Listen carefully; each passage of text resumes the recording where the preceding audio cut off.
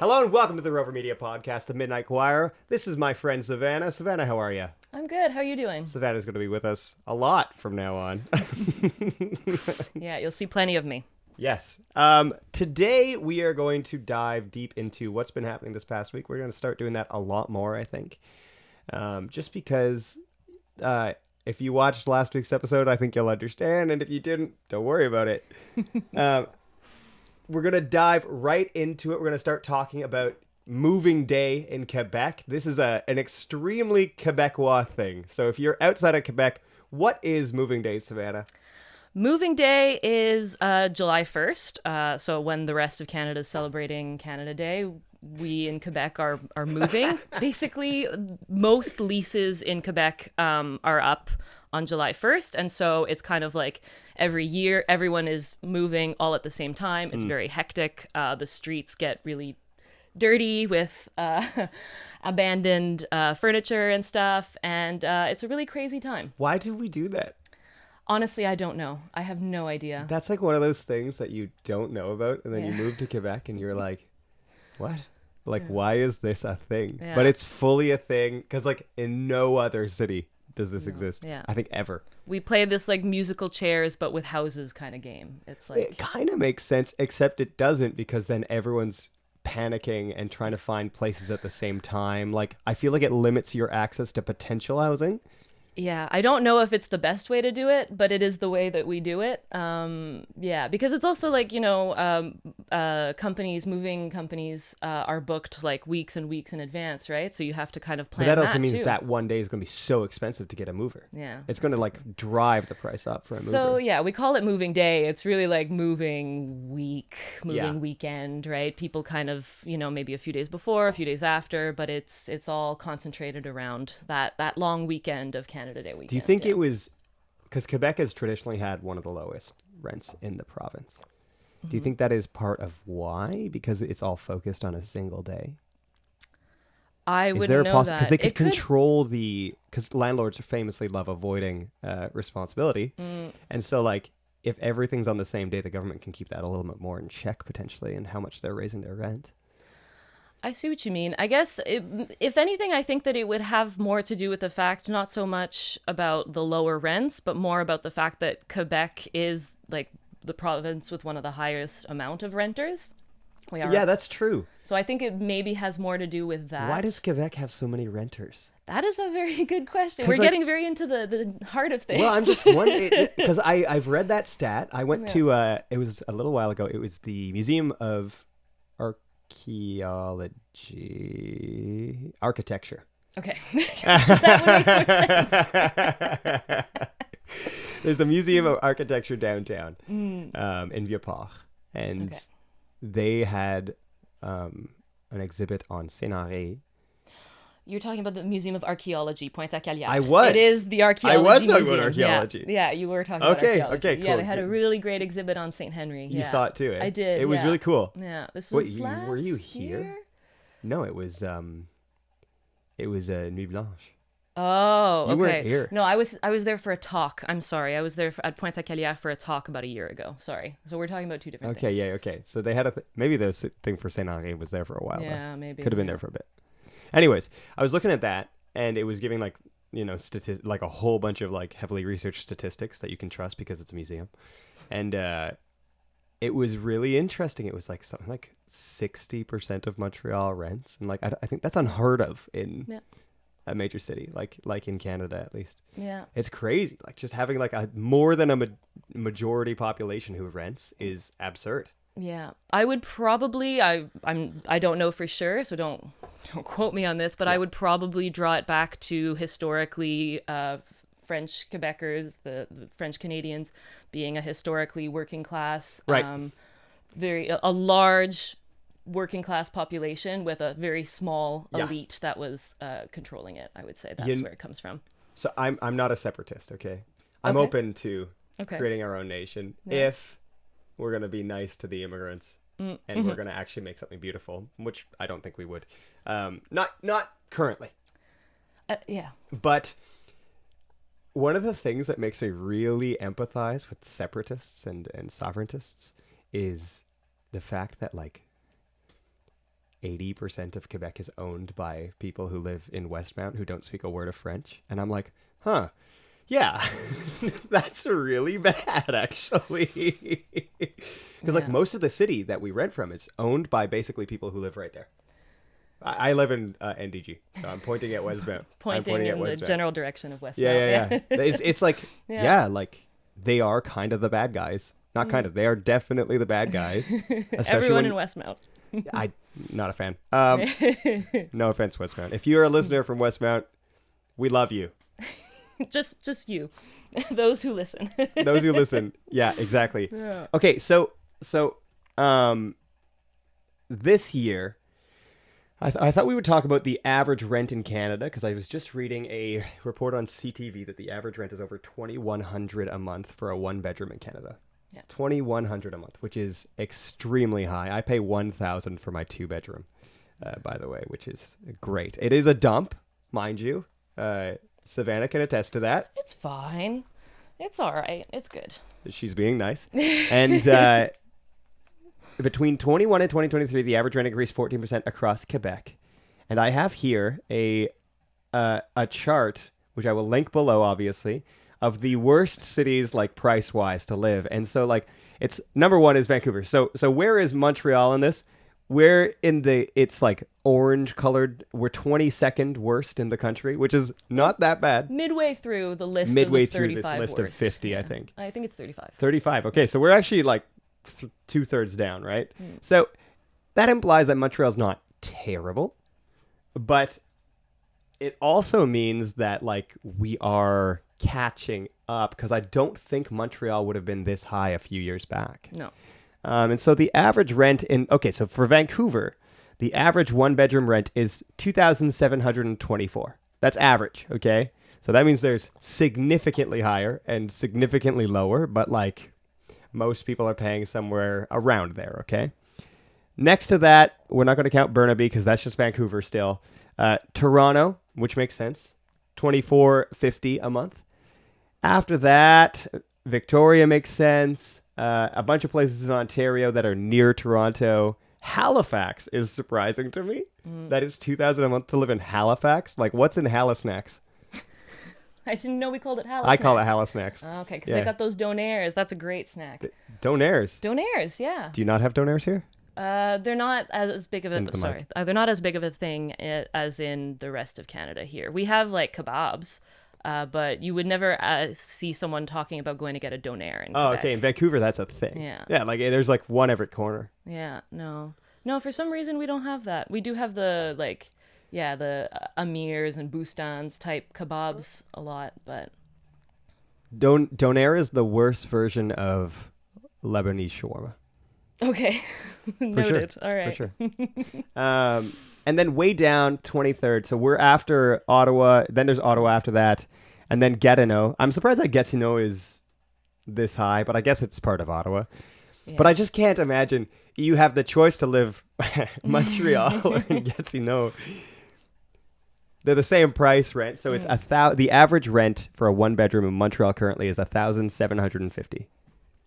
So we've benefited, and that's why we're so low down on the list, is that, Quebec does have rent control measures. The problem is that they're not good enough is the problem, and they're not really enforceable. They're not really checked.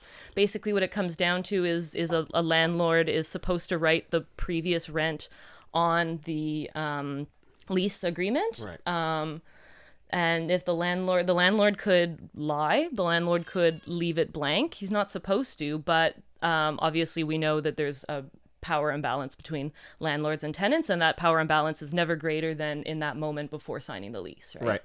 So so we've had this benefit, but we don't really have that benefit anymore, because I think many landlords are catching on to the fact that a lot of illegal actions on their part can go unchecked, like not respecting the rent control regulations that are in place. Or there's like sneaky little techniques to get around it. You can just totally move the whole stand to come near to you. I think I'm just going to shift it closer because I want to look at you at the same time. Yeah. You can also, you see this knob here? You can twist it and then pull it closer. Oh, okay.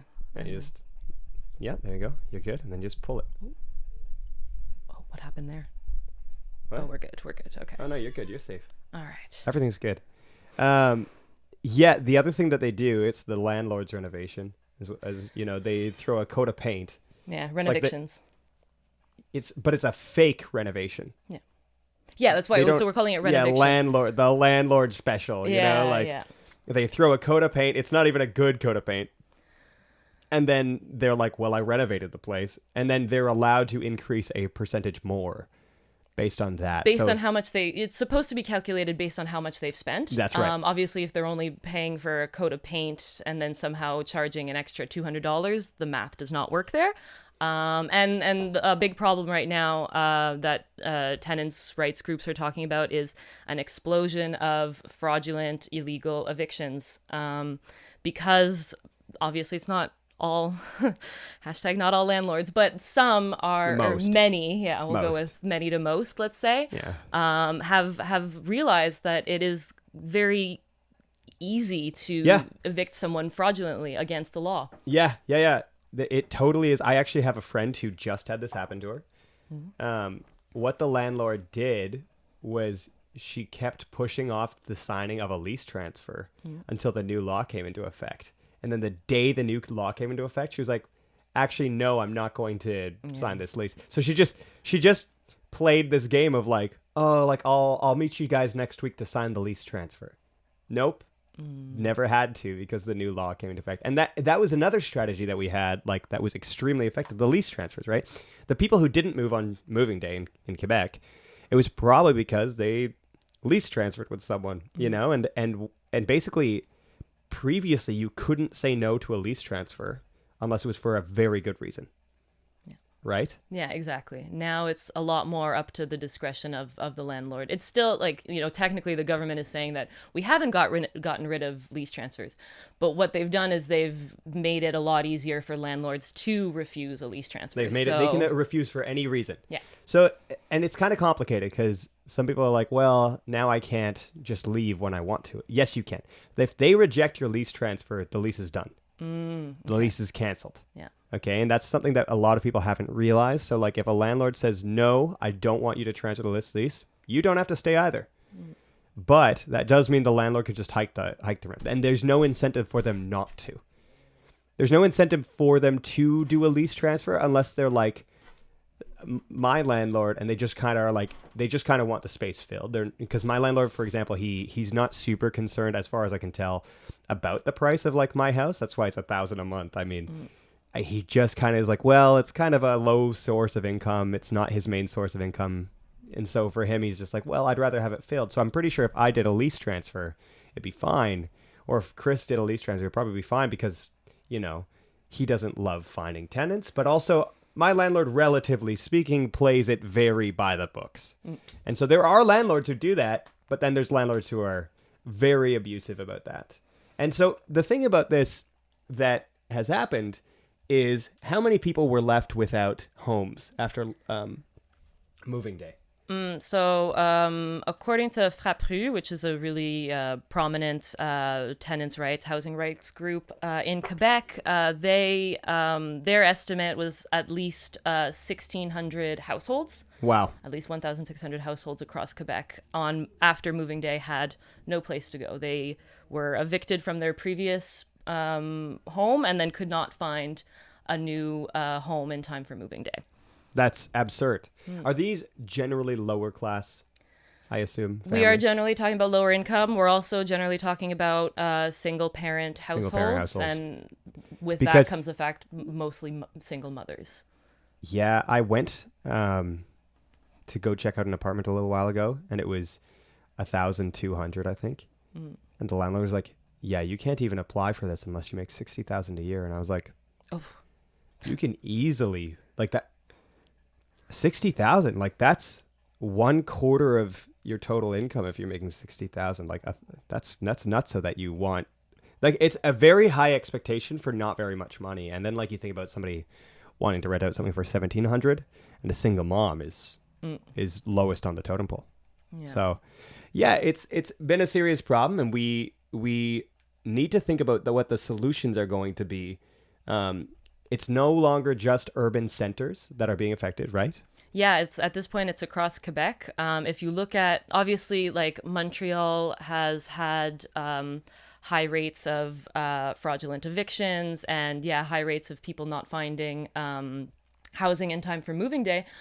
But if you look statistically on increases, the biggest increases in those issues have been happening in the les régions, in Rimouski, in Saguenay, Which is crazy. Yeah, places that weren't having these issues just a few years before. You think of these kind of problems as an urban problem, Yeah. but it's no longer that case. Yeah. And so, what are potential solutions to this? Like, are there actually solutions to this in the current economy? There are. Okay, There tell me what are you think they are. solutions. There are solutions. We're just missing political will, I dare say, to actually implement them. Yeah. We do need real rent control measures. Rent control can't boil down to just a landlord maybe filling out one part of a lease and not having any repercussions if they don't fill it out or if they fill it out fraudulently. Yeah.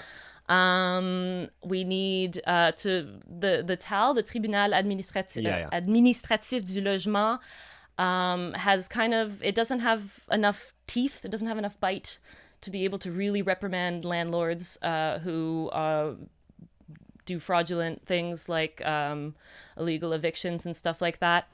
And then I think we also need something that we're really not seeing right now, at least provincially, is we need to stop looking at housing as just a simple supply and demand, and that, if we increase the supply, then it'll meet the demand and then housing prices will go down. As long as we are solely relying on the private sector, we don't really have a guarantee that those prices will go down. And so we really need to, like, the availability crisis is not an availability crisis of all types of housing, right? What we really need right now is housing for lower income. We need family size housing. And those are things that private developers don't like doing, right? They love to do their nice, 1-bedroom condos, like investment properties like that. That's where the money is for them. It's not in making affordable housing, low income housing, family sized housing. And so we do need to rely on off-market measures, be it social housing, HLM, or other things, cooperative housing, public land trusts. The ideal thing would be to have a mix of all of those. You don't want just social housing, HLM, but you want some of that. You want a mix. You want a variety of different off-market housing options for people.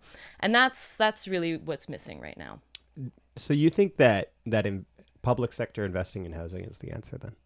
I think it's one of the answers, yes. And okay, so let's say the government, who is famous for doing things right, invests in a bunch of public buildings, like places for low income people to live. How are we supposed to prevent just people abusing that system even more?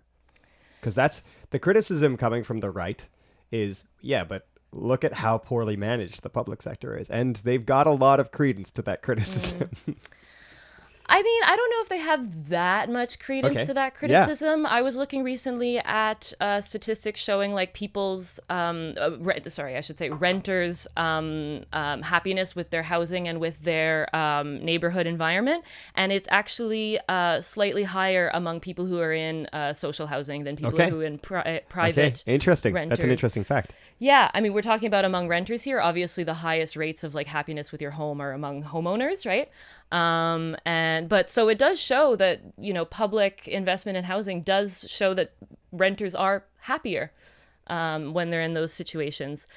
I mean, listen, whenever you do anything, there's always a risk that someone might abuse the system. And, sure, measures should be taken to prevent that. But does that mean that we should throw out the baby with the bathwater? Right. Good point. Yeah. Now, how do you respond to someone who, I mean, the CAQ is a weird case because they are still, compared to a lot of Canada, quite left, but then compared to a lot of Canada, or like compared to what Quebec has traditionally been, pretty right. Mm-hmm. How do you respond to a shocking remark by Premier Ministre François Legault when he said 100% of our housing crisis problems are due to immigration?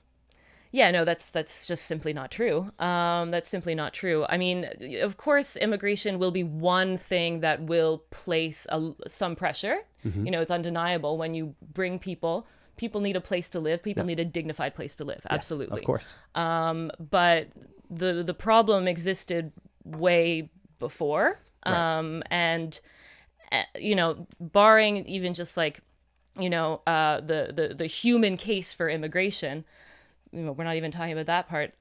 We have a labor shortage in Quebec. So what you're gonna Right, take your you're pick. gonna- Do you want the labor shortage or do you Yeah. want the housing shortage? Like, we have two major problems and y'all are complaining about both. Yeah, exactly. So I don't see immigration stopping. Right. I Yeah, don't. So we have to find it. Like we can't. Yeah, no, it's not that simple. Do you think Canada as a whole, do you think we can sustain our level? Because right now we are growing at it a very quick rate. And it's because we are a very welcoming country. We have a lot of space, a lot of money, a lot of resources, and frankly, a lot of untapped potential. Even though like we're one of the richest countries in the world, we still have a ton of untapped potential just due to the fact that the world's changing and we are in a very good position for long-term success. How do we respond as a country to this housing crisis? Like beyond just Quebec, is there a way? Because right now rent is so high, it's hard to imagine it going down. It's hard to imagine looking outside and being like, oh, renting has gone from 17 to 14. It's frankly impossible for me to even envision that idea. It is for me too. Yeah. Because landlords are just gonna all of a sudden say like, oh yeah, okay, I'm going to decrease it. yeah, I'm gonna decrease the rent now. Like, oh, inflation's under control. Like we have better purchasing power now. I'll decrease the rent. No, that's not gonna happen, Yeah. right? So I do think, I mean, not to sound like a broken record, but going back, it's not even like trying new things. It's going back to things that we did. If you look at the 20th century, lots of off-market socialized housing was built. It was really in the 70s onward that there was a progressive, Conservative. conservative, not even just conservative, also Okay, liberals. okay, What yeah. I mean is like Interesting. a progressive, like bringing back of money, like, okay, we're going to stop investing in socialized housing as of the 70s. But it was also the liberals, not just the conservatives. No, I mean, Yeah. listen, in the 70s and 80s, especially like as the states elected Reagan and Nixon and all that stuff, the world globally was turning towards conservatism. Yeah. I mean, if you look at the United States, the most important president of the past 100 years after World War II, probably Reagan. He's like the most influential. The Republican Party models themselves after him. The conservatives in Canada model themselves after. Like Stephen Harper was trying to be Reagan. He wasn't trying to be someone else. He was trying to be Reagan in Canada. And we don't often recognize. I think people are starting to recognize that more. But they had a 70% tax rate, I think, on corporations, and it went down to something like 20, 30, right? So and that happened in Canada too. Like we're talking about a huge societal shift to deregulating corporations, deregulating the private sector, which is important to note in the history of the world because right now we have this weird tension in society, but I think the majority, I would say, probably of population wants to rein that in to like stop corporate overreach and all this stuff because it's hurting all of us, and housing is a obvious reason for that. Like a lot of housing is owned by these huge corporations who will just crank up the rent, or like old housing. It's harder in Montreal, but in Vancouver, one of the reasons rent has skyrocketed is because older housing is just torn down for newer, larger condos that have much worse buildings, and they're one bedroom, and they cost $2,700 a month, right? That's very common. Here in Montreal, it's harder because we protect our heritage sites a lot more intensely, so that's good, and we should continue to do that. Yeah, but absolutely. And also, I mean, another thing that we kind of have to realize is that it's most certainly going to get worse before it gets better, if it ever does get better. Some of the solutions that we talked about earlier, like rent control measures, real rent control measures, fixing up the TAL, are things that could be done a little bit more quickly. But it is true that we do have an availability shortage, and the housing does not get built overnight. No, it doesn't. Although we could, I read an article on the CBC about maybe using wartime type housing measures, like to build, because you can build small housing Yeah. very quickly in wartime. Like there's an actual strategy and method to it, and it's a potential solution. I don't know if I don't know if it's the ideal solution, but as a temporary solution potentially. We also used to traditionally build I think it's 44,000 ish houses a year, housing units a year in Quebec, and we need to be building about 100,000 Yeah, with a labor shortage. with a labor shortage. So yeah. so how do you balance that? You need to bring people in, but you need to house those people as you bring in. But then at the same time, you need those people in order to help build the future. So it's complex. Yeah. It's complex and challenging. Yeah. It's a question that I don't have an answer to. Absolutely not. Yeah. No, it's too hard. It's too Yeah. hard. Like Yeah. we've proposed I think you proposed some really good solutions, but at the same time, there's also like it's hard. We're talking about a challenging, complex societal issue, right? Yeah. And it's also an issue of different visions, right? When we're sitting here talking about socialized housing, obviously, I'm not saying that everyone, will suddenly go to 100% socialized housing, but Right. Of course not. Yeah. it's we're talking about two different visions compared to what the CAC is doing, which is absolutely trying to not invest. Yeah. No, I mean, but the CAC, literally, the housing minister got fired last year because of a scandal where she was lining her pockets with landowners' money. And you're like, what? That's our housing minister? You saw that she got fired last year? Did you see that? The She scandal? got fired. I saw the scandal. She didn't get fired though. She Didn't get fired? She's still the housing She minister. didn't get fired. That's why I had that crazy look on my face looking at you. I was like, I didn't know she got I fired. thought she got No, fired. she's still there. She's still there. Yeah. That's much worse. That's much worse. Yeah, I wish she got fired. You're like you're remembering some past that positive. didn't happen. Yeah. And I'm like, I want to go to where that happened. I want to go into that. Didn't get fired? Yeah, no, she's still the housing minister, and she's definitely proven herself to be very out of touch. But here's the thing, the CAC's voter base, they're not renters. The CAC knows that. No, they're landowners. Yeah, They're exactly. landowners. So Yeah. they have no political interest in advocating for tenants' rights. And you can see that with the housing minister and how out of touch she is from the reality of the tenant in Quebec. Absolutely. La CAQ, you are making baby Jesus cry. That's what I wanted to say to them. The McGill encampment has been removed. Yes. What happened? So this was yesterday as of our recording. So it was on Wednesday, July the 10th. So basically what happened was McGill, the university, hired a private security firm to clear the encampment. It certainly has the appearance that it was done very much in coordination with the SPVM. The SPVM, the police, the Montreal police, were on site watching as it happened and made at least one arrest. And yeah, it was certainly, I think, a little unexpected. And they didn't have an injunction from the court, which would have granted them, the police would have then been able to come in and clear the encampment. But they found another way to do it by hiring a private security firm. And it was legal for them to do this? Yeah, Jesus. It seems that way. It seems kind of twisted.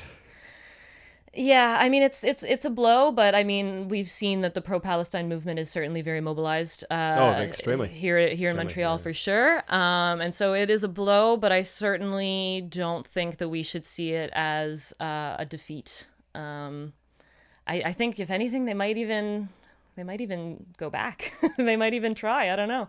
Yeah. Yeah. Yeah, I saw there was the counter protests as they were getting removed. Yeah. Yeah, it was.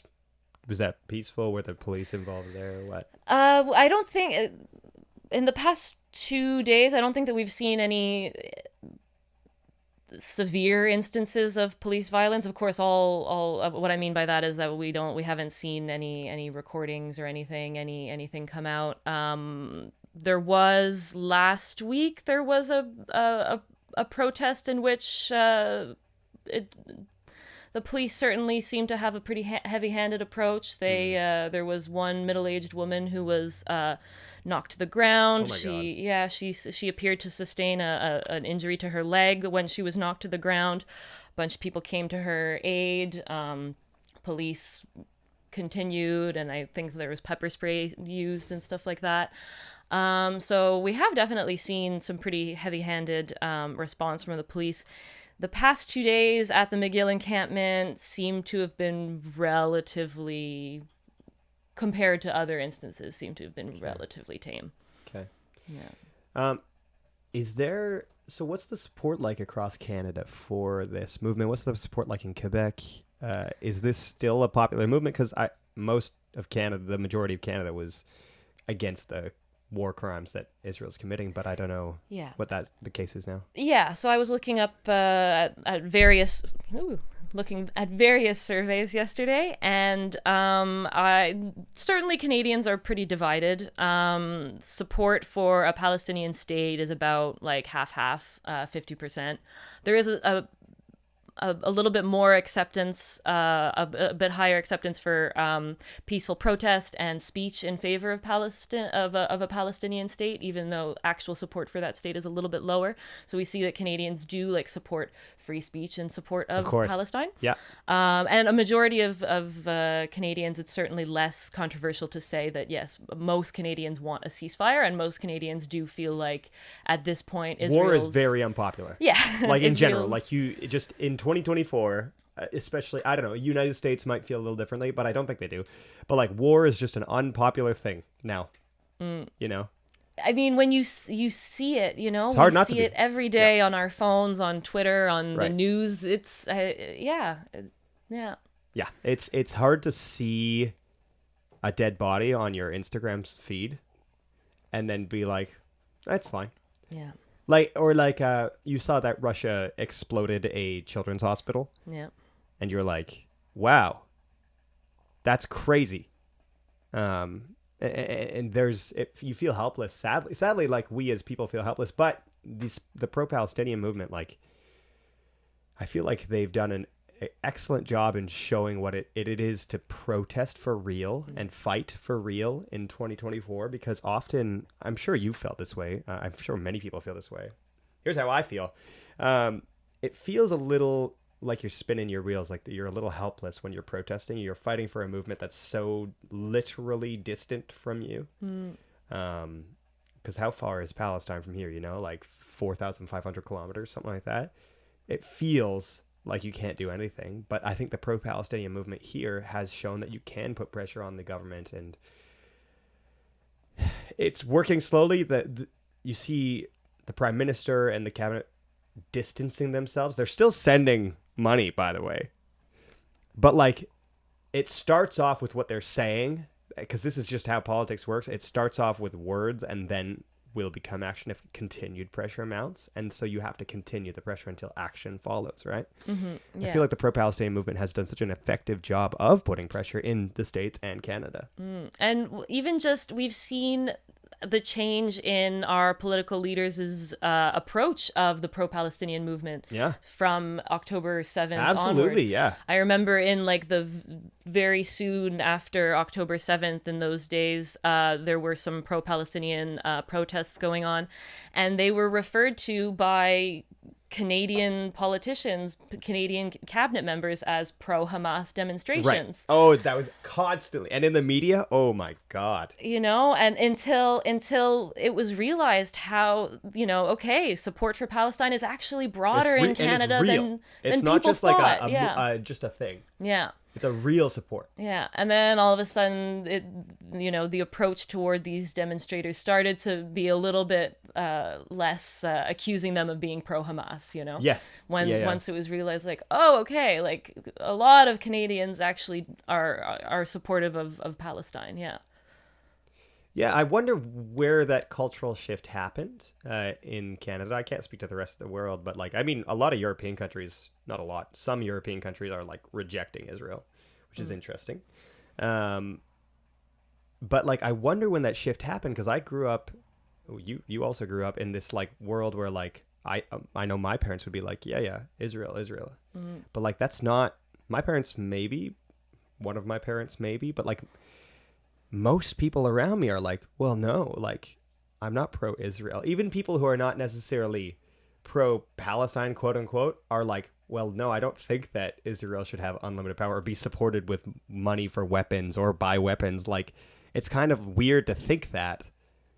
I know people do, but not the majority is wishing for a country like Israel to have weapons or like necessarily thinks that it's the most important thing for the Holy Land to be in possession of by Israel. Yeah. Well, I do think that it's, at least in part, based on my conversations with, family that are less... It's the best you can talk about. Yeah, less politically in the know than I am, the journalist, Like, I think that since October 7th, there has been a little bit more of an understanding of the condition that Palestinians live under every day. Right. And I think that, unfortunately, what has happened is opening people's eyes. And it's horrible that it takes... the Lancet released an estimate that as many as, I think it's 180,000 Palestinians have died in Gaza since the start. Someone will have to go check the exact number, but in the hundreds of thousands. With essentially no resistance, because they can't resist. Yeah. What is it? One of the largest armies it's one of the largest armies in the world. It's like the largest in the Middle East. At the very least. Okay. I know that much. Sure, yeah. And that is a very big region. So like I assume it's one of the biggest in the world at that point, But when it's supported by every Western nation. Finally, we're going to talk about the last thing we're going to talk about today is the leftist success in England and France. This is a very interesting twisteroonie. Yeah. That's the political term. That's what they call it, eh? Poli-sci students. Okay, a twisteroonie. A twisteroonie. Yeah. Very, you know what? I'm a hard optimist, very intense optimist. Okay, like. I love that for you. That's great. Yeah, it's very strange. I'm like, this like little introvert who lives in my hole in the ground, and I'm just like sitting here alone, like on my computer, like editing podcasts, being like, it'll all work out, like like a little gremlin. Yeah, I'm glad that someone here believes that. I'm the only one, as far as I can tell. Yeah. But I'm sitting here like all the time, like arguing with my friends, like, no, I actually think so. For example, in the States, who won the election last time? It was black grassroots movements. Who's going to win the election this time? Probably black grassroots movements. If the Democrats walk away in the United States election this year with a win, it's because of black grassroots movements where they mobilized black people who don't participate in online polls. Just want to throw that out there. And so this is one of those things where the grassroots movement is so strong in England and France as well, who have massive groups of minorities in those two countries. Those are, I think, the two most diverse European countries. I want to say, I cannot confirm that with stats. Don't trust me on that. Check your own stats. Just going off of vibes? Okay, listen. When you travel around Europe, you're like, everywhere's white except France and England. Yeah. Everywhere. True. So you're just like, okay, like it's a white continent. Fair enough. It's everywhere except for Paris and London. Okay. Yes. And Marseille. And down south. South of France, it's very African. Yeah. So you're right. But Paris and London are huge. Yeah, that's true. And so I think that there's been a lot of movements, and I think a lot of people are so afraid in France and England of the far right, which has been on the rise in most of Europe. Look at Italy, look at Sweden, and you're like Sweden's ruling party used to be called the neo-Nazi party, and then they said, let's change our name. That'll be good for branding. And then they won the election. I didn't even know that. Yeah. The actual former neo-Nazi party. Yeah. Wow. Is in power. Yeah.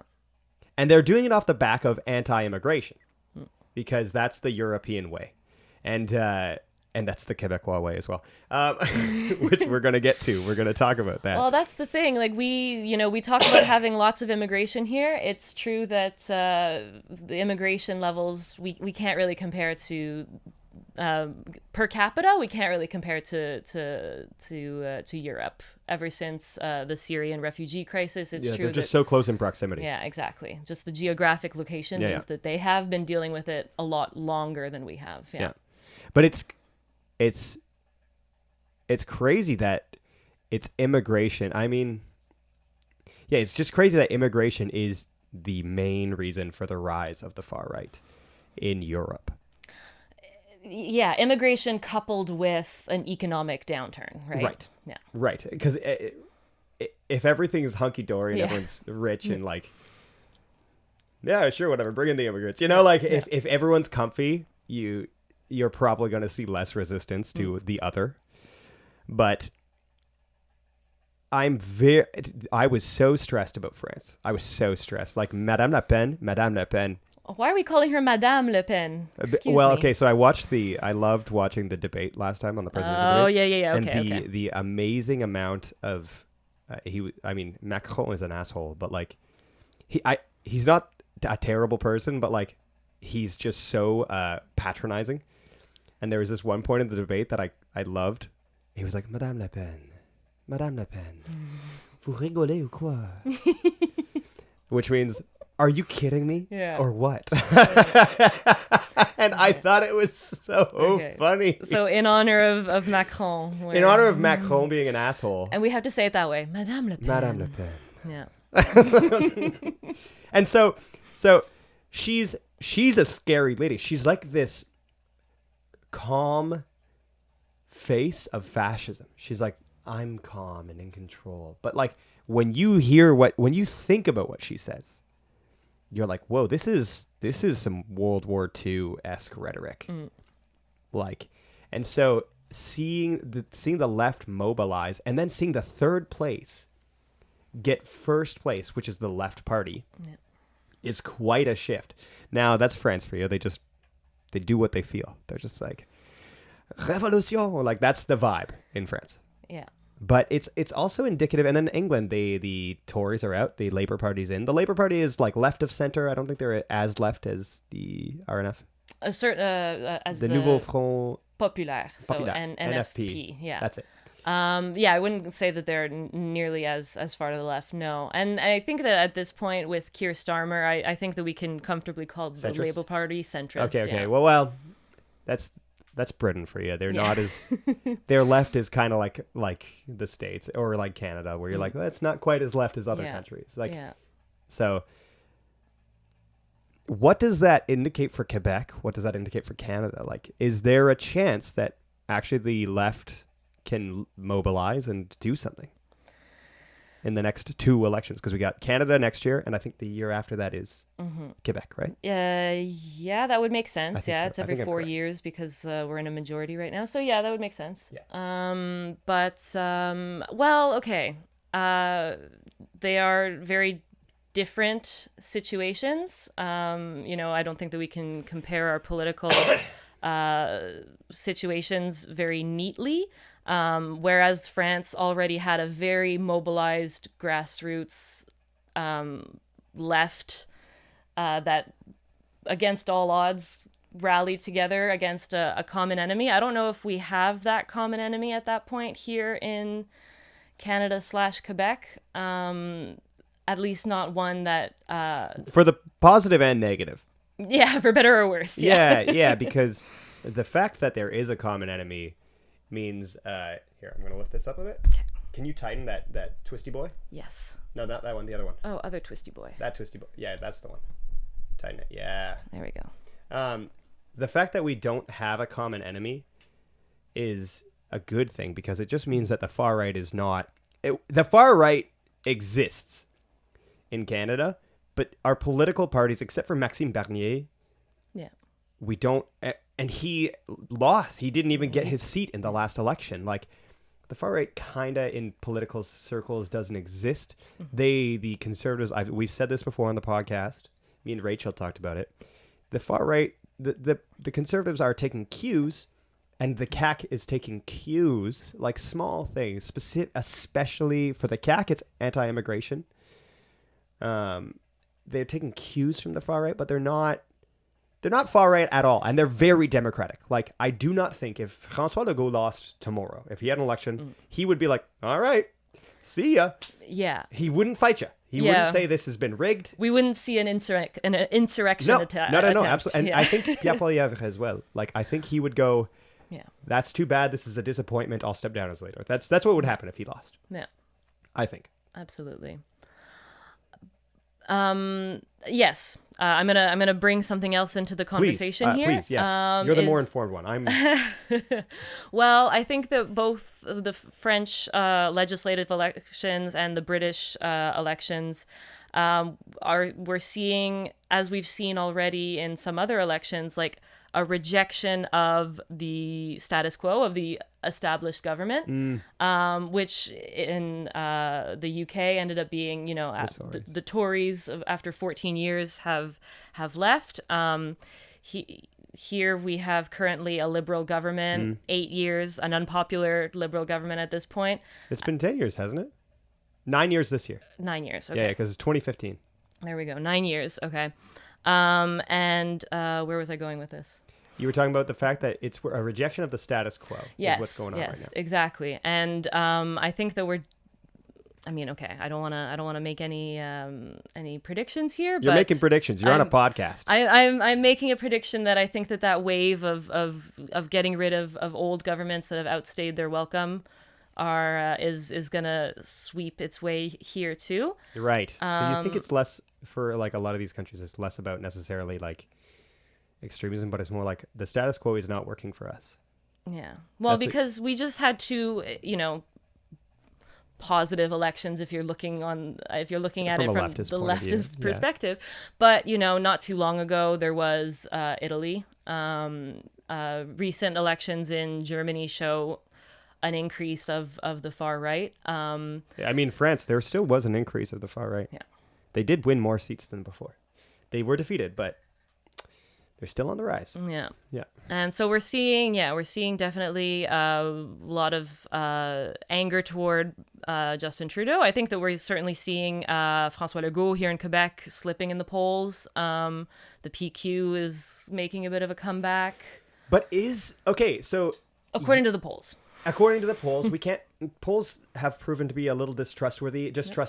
Thank you. Yeah. In the 2020s, like if we're honest, like 2016 till now, I think with the internet, because polls are usually conducted by telephone. Well, now internet it's a more mix, and more, right? Yeah. But polls then become very untrustworthy. Who's the most online? It tends to be the most extreme. Just throwing that out there. Like when you go on Twitter and you see you click on anything and the first and top liked comment on every single tweet is somebody saying the opposite thing to the original tweet, but it's extreme. So like it doesn't matter. So like if it's a right winger who's like, I would like to decrease taxes, the first line under that is "fuck you, you neo-Nazi," and like it has like it's ratioed the original tweet. And then vice versa, a leftist is like, I'd like to help the poor. And the first thing underneath that is like, oh yeah, you want immigrants to take your jobs, you freak. And it's like, and that's always the case online. It's the first and most commented thing is the most extreme thing. And so like people participating in these polls, I think you can't really trust that at a certain point because it's those people who are the most frequented online. Yeah. What do you think about that hypothesis? It's a hypothesis. It's not based in fact, right? I'm hypothesizing. Yeah, I mean, I certainly don't. I certainly try to take polls at face value. I think that is a worthy hypothesis. I think that makes sense. I think that you kind of, I look at a lot of polls. I'm a journalist. I know, of course you have to. I do as well. I'm constantly looking. There we go. Constantly looking. I find you tend to find the ones that you trust the most, that you rely on the most. Yeah. In Quebec, we have Philippe Fournier, who's Quebec 125. I don't know, or / Canada 338 is his. 338 is the federal. Like it does. Yeah. It's from all over the place though. He's an aggregator. Really he's an aggregator. He's an aggregator, and I find him super reliable. Yeah. I really support Philippe Fournier. We are all fans of Philippe. We should get him on the podcast. He would be a great person to talk with. Yeah. Are you able to reach out? I could try. Because I mean, I could reach out, but like I'm a nobody. Like I'm a producer for a company. I'm not the person who writes or like has like clout. So. Yeah, we'll try and get Philippe Fournier here. He would be a great person to talk to. Because I'm sure they also have in the States they have their own guys like that. Yeah, okay. I forget what it's called, but it's a similar thing. He's an aggregate on Twitter, and he just neutrally post polls Yeah. will occasionally comment and being like, I'm a leftist, by the way. And like, so does Philippe Fournier. Like, Yeah, they'll but occasionally be like, I'm a left, but I'm just aggregating. very unbiased Yeah. in his work. Absolutely. Yeah. I can't remember where I was going again. Well, you were talking about trusting the polls, like finding the ones that you trust properly. And Yeah, I exactly. agree with you. Yeah. There's a degree of that. I wonder, because you're talking about moving out the status quo. Is PQ just not just another status quo? Like, I think that they have the benefit of not really being taken seriously for the last few years, that they do kind of feel new. You know what I mean?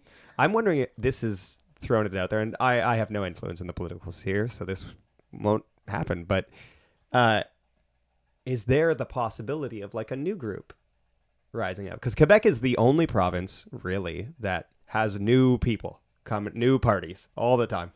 Like Quebec is just oh, there's a new party, they win. Like that's a Quebec thing. I mean, yeah, like the CAC, that's what it was, right? The Parti Québécois 30 years ago or whatever. Yeah. That's what it was too. Like they were just like, we're new. Yeah. And everyone was like, yeah, okay. I think it's certainly possible. I think that we are seeing, certainly on the left side of things in Quebec, I do think that we're seeing like a little bit of a stalling with the parties that exist, except you could argue that in some ways the Parti Québécois is to the left, but in other ways is not. In the way that Europe has this problem. The Parti Québécois strikes me as very European. Because they're like pretty left, but then kind of racist. And you're like, huh? Like it is truly European, because like a lot of leftist European parties kind of racist, and you're like, that's surprising. Yeah. Like and even right wingers in Europe as well, they're a little different than right wingers here, where they'll be like, yeah, we got to protect the environment, and you're like, aren't you right? But it's just North America, right wing means you reject climate crisis. In Europe, that it doesn't. Yeah, and that's really only something from the last 20, 30 years, right? Like if we go back into the 20th century, some like really prominent, we can think about like I was going to say Brian Mulroney, but he's a little later on in history. But if we're looking at when was he, the 80s? Brian Mulroney? Oh, maybe late 80s? For some reason I thought it was the 90s, but I could be wrong. Is he, because he's before I was born, so he's post Pierre Trudeau. Okay. I think. And then he went into the 90s until Jean Chrétien, right? Okay, yeah, I guess I that would make believe I'm sense. correct. Yeah. But he legislated acid rain with the Americans. Yeah, it was Mulroney. Okay, Yeah, there was a time where just because you were a conservative or a Republican, it didn't mean that you were... Well, do you remember in 2000, I think 5 or 6, when Stephen Harper campaigned on carbon taxing? That was a conservative thing before. Oh, yes. And the liberals were like, no, axe the tax. What happened? Everything is reversed. Yeah. So like, Quebec is a weird. I think Quebec acts more European. I think we're more influenced by Europe than the rest of Canada, who's more influenced by the States. Yes. Which makes sense. Yeah. We're gonna like the replacement theory stuff. Like that exists more in Quebec than the rest of Canada, right? It does exist in the rest of Canada, but you'll see it more in Quebec. Like it's and it makes sense too, because of the francophone constant fear of losing their language. So it's like it kind of is the same thing, but it's adapted into like a more immigrant based fear, which is rough. Yeah. But and that's, I struggle to see like large scale, like a coming together on the left, at least politically, the way that we saw in France, because of very deep disagreements between the different parties, between Québec Solidaire and Parti Québécois, who we can, put as being both on the left side of things. Maybe some people will disagree with that, but are in extreme disagreement over immigration, right? Right. That's where Parti Québécois would be like, no immigrants. Yeah. And Québec Solidaire. But Québec Solidaire is dead in the water. Like, it's hard to imagine them getting steam at this point. Yeah. I don't know where it would come from, to be totally honest with you. I was having this conversation the other day with a francophone, and I was saying that I think that Québec Solidaire should try and curry more favor with anglophones because I think at this point that might be just the only demographic that they haven't tried. That's 20% of the population. Yeah, They're not going to win I anything. know. They're going to win Montreal West, Yeah. and they already they have a few seats, don't they? Yes. So, Verdun, and right. So they're going to win the seats that they That's a already chance. kind of have. Yeah. Because Verdun, a lot of English speakers live there. Saint Henri, same thing. A lot. It's yeah, West there we Island. go. Saint Henri Saint Anne. That's the name of the other riding. That makes sense because that's a working class neighborhood. Saint Henri is working class. It's a wonderful place. Yeah, it was. You don't think it is anymore? It's I changing. think It is in there are the definitely midst of changing. pockets. There are definitely pockets, but I Yeah. don't think that we can say that it's. Universally so. Yeah. I think you're right. It's definitely changing, Yeah. but you can still see it there when you go there. You're like, oh yeah, like a lot of immigration families, a lot of people who work in construction and labor fields. true.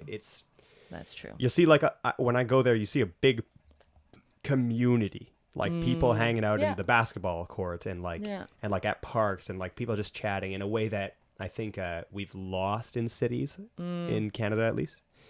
Not we haven't lost, but it's diminishing. Like just the neighborhood kind of feel. Yeah. So, I think that's something that's happening like across the country, across I agree. across North America. I dare agree. even say across the Western world. I think It's when you go to the States, it's not quite as bad. Okay. Because like you go to the States, local ball games, stuff like that, the whole neighborhood is there, drinking beer, having cookouts. That's a real thing, and I think it's because they have a 30% black population who understands community very differently than. Because here we're very Nordic. You start realizing Yes. sometimes. Yeah. Like, oh it's yeah, true. we really are kind of Nordic, aren't we? The individualism, the Quiet. Yeah. Reserved. Yeah. Montreal's better, I think, than other cities. Well, we have that French influence, right? Yeah. But Yeah. but Vancouver, like people famously say, moving to Vancouver, where I'm from, is challenging to make friends, and it's because people are shy. People are very shy. They're really friendly, but like polite friendly. Okay. And it's the same if you go to like a Nordic country where you're like, hello. People are like, oh, hello. Like they'll talk to you. They'll be very nice, but like hard to make a friend. Yeah. Do you think that this dissolution of like this neighborhood feel is one of the reason for like kind of extremism on the rise? Do you think like the isolation of individuals? This is not fully related, but kind of like more of a philosophical question, I suppose. I think you could certainly be onto something there for sure. I mean, I think that like on both sides of the political spectrum, this increasingly moving toward the edges that we're seeing, I do think that on both sides it is to do with a severe feeling of disenfranchisement. And not feeling like you are part of a system that is working for you and working for those that you love, you know? So I certainly think that you'd be onto something there for sure. I think that's probably all we have to say for today. We'll be back next week with more news. We'll be discussing more things. We hope you enjoyed coming here. Please go and check out the rover.ca/support-us if you want to support the newsletter. If you want to sign up for the free newsletter, the rover.ca/newsletter. Super simple. And go check out the amazing reporting by Savannah, by Chris, by our fellows. Right now, we've got two women working for us. Both women? Yes, they're both women. It's through a partnership with Journalists for Human Rights. They're working with us for the summer, for the next 2 months. They're both really great emerging reporters. We've got Neha Cholanji and Natalia Rivero Gomez. Natalia's first piece just came out on the website. You should definitely go check that out. It's about drug testing and how to kind of different community responses to the toxic drug crisis. Damn. Yeah. Jeez. That's very prevalent from a West Coast view. Oh my God, it's rough out there. Anything else to say? No, man. I'm excited to be here. I'm excited It's gonna to be so good. Made my debut and the debut of Savannah. Thank you so much, guys. I hope you have a lovely day. TheRover.ca. Bye.